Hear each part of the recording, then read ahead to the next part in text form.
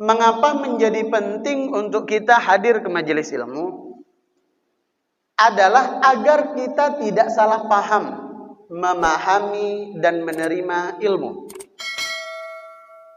Karena sebagaimana tadi yang disampaikan di awal, bahwa sudah disampaikan dengan gamblang saja, kita kadang punya daya tangkap yang berbeda antara satu jamaah dengan jamaah yang lain. Apalagi tidak ada yang menyampaikan dengan jelas, yang kita baca dari sumber yang tak jelas juga. Maka alasan yang kedua mengapa penting untuk hadir di majelis ilmu, agar kita tidak salah paham. Mungkin salah satu contohnya, mungkin juga saya pernah sampaikan di majelis ini. Suatu ketika kami menyampaikan kajian fikih tentang kurban. Dan kami menyampaikan bahwa menurut mayoritas ulama dari 4 mazhab, 3 diantaranya Syafi'i, Maliki, Hambali, semuanya sepakat mengatakan bahwa 1 ekor sapi berlaku untuk 7 orang. 1 ekor kambing berlaku untuk 1 orang. Nah, selesai pengajian itu nggak ada masalah. Jamaah merasa jelas dengan apa yang kami sampaikan.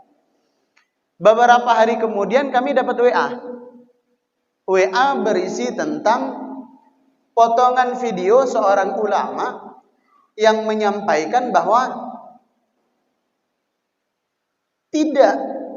bukan 1 ekor sapi 7 orang, 1 kambing untuk 1 orang, tidak. Tetapi kalau kita mampu 1 sapi untuk 1 orang pun boleh.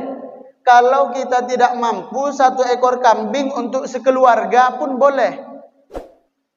Nah, ini kan kalau tidak dijelaskan, hanya ada 2 kemungkinan. Entah jamaah yang menyalahkan kita dan menuduh kita sesat dengan penjelasannya, atau dia yang dengan mudah menyesatkan atau menyalahkan ustadz yang menyampaikan di media sosial.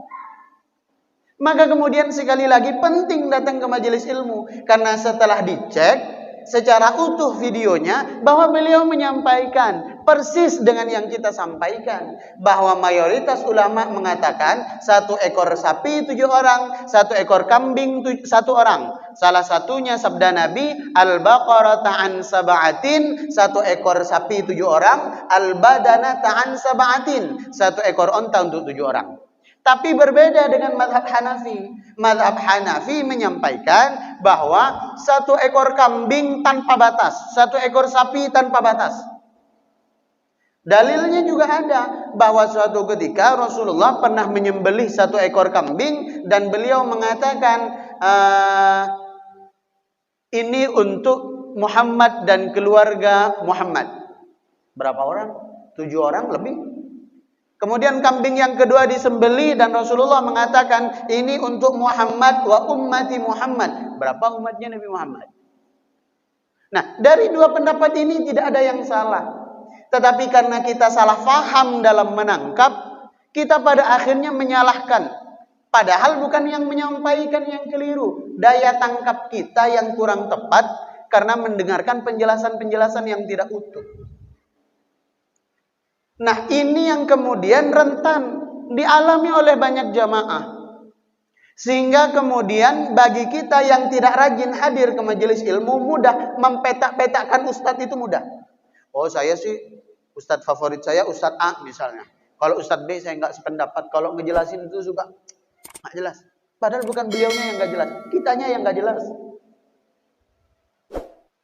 Misalnya saya sepakat dengan Kiai A, kalau Kiai B saya nggak sejalan, sebab kalau ngejelasin segala macam terus sering bertentangan dengan ulama. Bukan bertentangan, kita yang nggak mendengarkan itu secara utuh.